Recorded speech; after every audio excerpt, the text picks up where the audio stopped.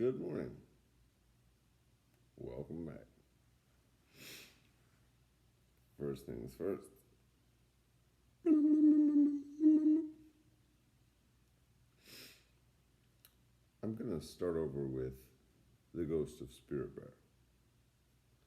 Please pay attention to how I read with expression, remembering to pause at periods and commas, longer at periods, shorter at commas. This book starts with what's called a preface.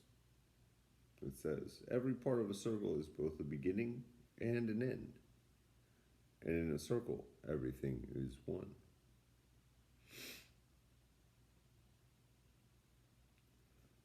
A remote island in southeast Alaska. Cole Matthews' parole officer Garvey met him at the cabin door carrying a crowbar. What's that for? Cole asked, eyeing him. To tear down this cabin. Not tearing down my cabin, Cole challenged. I built this thing. You're right. I'm not. You are, Garvey said, shoving the crowbar into Cole's hands. The way you destroyed the first one that was built for you. You're never going to let me forget my mistakes, are you? Cole said. I hope you never forget anything that happened out here on the island. Garvey answered, you built this cabin to protect yourself. Has it done that? Yeah, but maybe somebody else could use it. Building this cabin helped build your character, Garvey said. Maybe the next person needs to build his character too. It's your responsibility to leave this earth the way you found it. You should know better than anybody that you are part of the circle. If you diminish anything around you, you diminish yourself. Land needs to heal the same as people. How does tearing down a cabin heal the land? This cabin isn't part of nature like the trees and animals.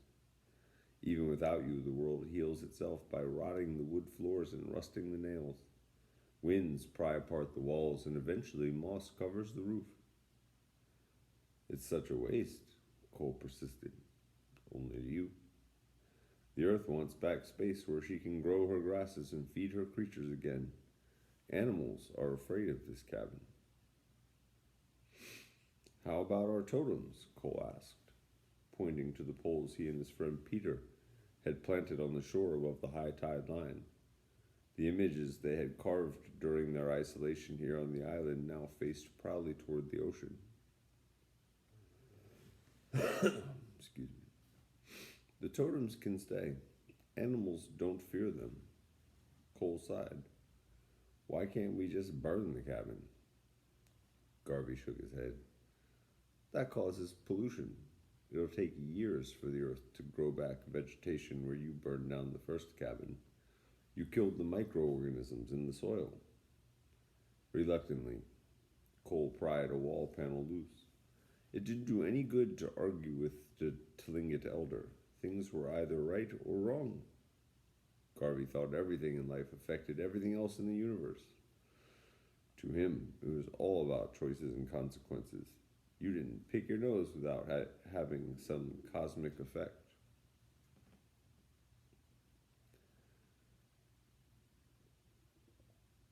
Cole glanced down the shoreline to where his friend Peter was loading the lantern, cooking gear, sleeping bags, and other provisions into the aluminum skiff.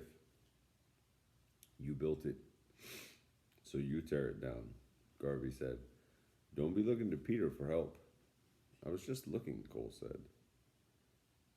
Garvey pointed. Anything that won't rot, plastic, glass, old shingles, tar paper, you'll take back to Drake and bury in the dump. Pull all the nails out and carry the planks deep into the forest where they can once again become part of the island. By this time next year, they will have rotted away. Mother Earth takes back quickly what's hers. For 2 hours, Cole worked. Peter and Garvey finished loading supplies, then sat on the rocks by the shoreline talking to each other. When the cabin was removed, Garvey walked over to the ground where it had stood and roughed up the dirt with a shovel. Then he spread leaves and pine needles over the disturbed soil. Again, this place has helped to heal, he said, closing his eyes. His lips moved silently. When he finished, he turned to Cole. Take Peter upstream before we leave. I want you both to soak in the pond and carry the ancestor rocks one more time. It will need to last you a lifetime. Cole called Peter to join him. I'm bringing the atao, Peter said, referring to the woven blanket Cole had given him.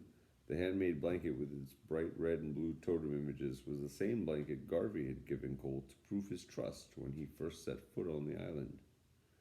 Before that, it had been passed down through many generations of Tlingit elders. With the atao wrapped around his shoulders, Peter followed Cole as they hiked along the stream. Every few steps, Peter stumbled. Once he fell, but refused help getting back up. You won't always be around to help me, he stuttered. Cole slowed his walk. When they reached the quiet pond, they took off their clothes and waded in without hesitation. No longer did the icy water take Cole's breath away. Now he welcomed the piercing chill. Sitting on underwater rocks, he and Peter closed their eyes and breathed in. With each deep breath, Cole imagined himself becoming invisible. Not to someone's sight, but quiet enough to fit into all that was around him. The landscape, the air, and the universe, a part of the circle that Garvey always spoke of. Soon a squirrel chased another across a nearby stump. Fish swam within inches of Cole's legs, and bird calls filled the air. These were things he never noticed when his mind was busy. Cole allowed his thoughts to drift. The world was filled with different forces. Good ones, like animals, nature, and healing, had shaped him here. And then there was his old life back in Minnesota with his parents arguing every night. He remembered his father drinking and stomping around the house, a wild glare in his eyes, whiskey strong in his breath, and a belt hanging as a whip from his tight fist. School hadn't been any better with all the bullies. The only way to survive was to fight back. Cole remembered drinking and trying drugs. His parents, who worked all the time, hadn't cared. They probably wouldn't have noticed if he had become an alien. For excitement, Cole began stealing and getting into trouble with the law. One day, Peter Driscoll had ratted on him for breaking into a hardware store. So Cole beat him up and smashed his head against the sidewalk. That brain injury now caused Peter to stutter, stumble, and walk leaning forward. Cole's parents had refused to post bail when assault and robbery charges were filed. Even now, Cole wondered what would have happened if Garvey hadn't intervened. It was the Tlingit parole officer who had suggested an alternative called circle justice. Instead of jail, Cole was offered a year's banishment on this remote Alaskan island. The isolation was to be a vision quest of sorts, a search into himself to try to rehabilitate his heart and soul. It was here that a white spirit bear had attacked and nearly killed him. It was here that he had angrily burned down the cabin that had been built for his survival. But it was also here that he had finally reached out and gently touched the spirit bear, finding beauty in life and finding his place in the circle. The year had been hard. After his recovery, Cole had been allowed to return to the island on one condition. He had to build another cabin himself and sell everything he owned to pay for the cost. That was why it had been so hard to tear down his small cabin this morning. Cole breathed deeper and slowed his heartbeat as his thoughts drifted with the breeze that ruffled the pond. Gradually, he forgot that he was a 5-foot, 10-inch troubled teenager from Minneapolis. With each breath, he melted into the landscape around him. He felt no dimension, and he felt no more and no less important than the rock he sat on or the eagle that circled overhead. At moments like this, he knew what Garvey had meant when he had talked about being part of the circle. Cole felt himself drifting with the clouds, a part of the wind that rustled through the trees. He didn't know how long he had soaked when he finally opened his eyes. He felt a presence and slowly turned his head. Not 50 feet away stood the big white spirit bear, staring at him, its thick coat of bushy hair shimmering in the breeze. The bear stood proudly, its eyes passive but aware. Besides Cole, I'm sorry, beside Cole, Peter already sat staring, mesmerized by the huge white creature. The mare must have sensed that they were watching him. It turned and vanished effortlessly into the underbush. I'm going to miss seeing him, Peter whispered. They sat in silence for a long moment before wading ashore. Let's carry the ancestor rocks now, Cole murmured as he dried himself and dressed. To speak out loud in the forest seemed disrespectful to nature. Soon they finished dressing. They picked up the large ancestor rocks that they had carried so many times before. Cole carried with his left arm. His right arm was too weak from his injuries. As he climbed, he thought of the generations of ancestors who had gone before him to bring his life to where it was at this moment.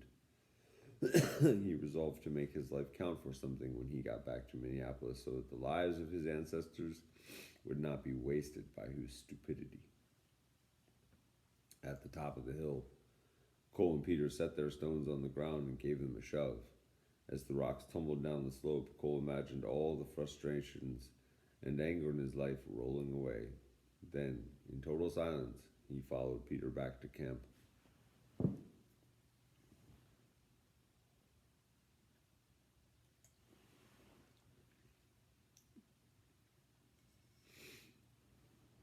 Thanks, Bluebird. Garvey was waiting patiently for them beside the boat. How did it go? He asked. We saw the spirit bear, Peter stuttered. He came right to the pond, Cole added. Garvey smiled. That's good. It's kind of sad knowing we'll never see him again, Cole said. You'll always see him, Garvey said. Not in Minneapolis, Peter argued. Yes, you'll always find the spirit bear if you look.